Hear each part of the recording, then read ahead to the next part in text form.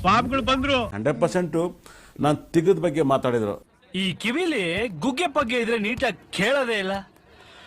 ಏನಂದೆ ಇನ್ನೊಂದ್ಸಲ ಹೇಳು. 100% ನಾನು ತಿಗದ ಬಗ್ಗೆ ಮಾತಾಡಿದ್ರು. ಮಾಡಗದೆ ಇದ್ರೆ ಮಕ ಎಲ್ಲ ಮೊಸರು ಗಡಿಗೆ ಆಗ್ಬಿಡ್ಬೇಕು. ಖಂಡಿತ ಕೂಡ ತಿಗ ಒಳಗಡೆ ಇದ್ರೆ ತುಂಬಾ ಶ್ರೀಮಂತರಾಗ್ತಾರೆ. ಹಸುಗೆ ನಾವು ತಿಗಕ್ಕೆ, ಹಸು ಕರುಗಳಿಗೆ ನಾವು ತಿಗಕ್ಕೆ ಕೈ ಮುಗಿಯೋದು 100%. ಆದ್ರೆ ಇದೇ ತಿಗಕ್ಕೆ ಕನ್ನಡದಲ್ಲಿ ಒಬ್ಬ ಹೀರೋ ಇದ್ದಾರೆ, ಬರೀ ಹುಡುಗಿರು ತಿಗಕ್ಕೆ ಹೊಡಿತಿದ್ರು.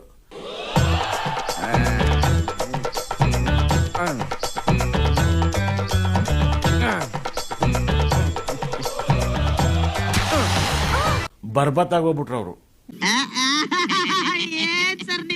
ಸರ್ ಸತ್ಯನ ಸತ್ಯ ರಿಂಚಂದ್ರ ತಲೆ ಮೇಲೆ ಹೊಡೆದಾಗ ಹೇಳ್ತೀರಾ ನೀವು.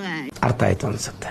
ತಿಗ ಬಂದು ಮಹಾಲಕ್ಷ್ಮಿ ವಾಸ ಮಾಡೋ ಜಾಗ. ಯಾರಿಗೂ ಗೊತ್ತ, ನನ್ನ ತಿಗ ಇರ್ಬೋದು, ನಿಮ್ಮ ತಿಗ ಆಗಿರ್ಬೋದು, ಮಹಾಲಕ್ಷ್ಮಿನೇ ವಾಸ ಮಾಡೋಂಥ ಜಾಗ.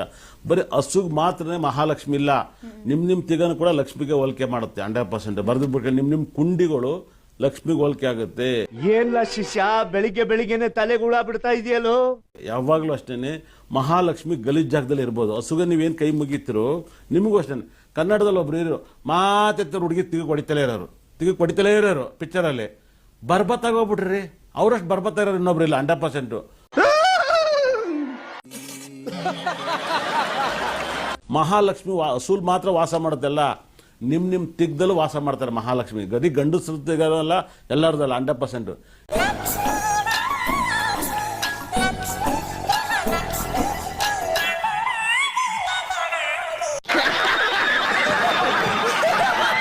ನೋಡಿ, ತಿಗದ ಬಗ್ಗೆನೇ ತುಂಬಾ ಮಾತಾಡ್ತೀನಿ. ಇದು ಜ್ಯೋತಿಷನೇ, ಬೇರೆ ತಪ್ಪು ತಿಳ್ಕೋಬೇಡಿ.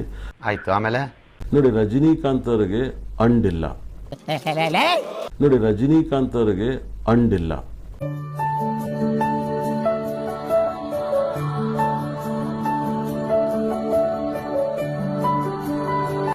रुको जरा सबर करो. ಸಕಲ ಸಂಪತ್ತು ಐಶ್ವರ್ಯ ಕೋಟ್ಯಾಧೀಶಪುರರು.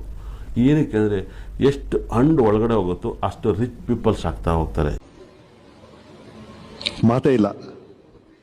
ಯಾರಿಗೆಲ್ಲ ತುಂಬಾ ಪ್ರಾಬ್ಲಮ್ ಇರುತ್ತೋ ಅದು ಖಂಡಿತ ಅಲ್ಲ ಕೂಡ ಅದು ಅಗ್ಲ ಬಂದಲ್ಲೂ ಸಕ್ಸಸ್ ಕೊಡುತ್ತೆ, ಇದು ಕೊಡುತ್ತೆ.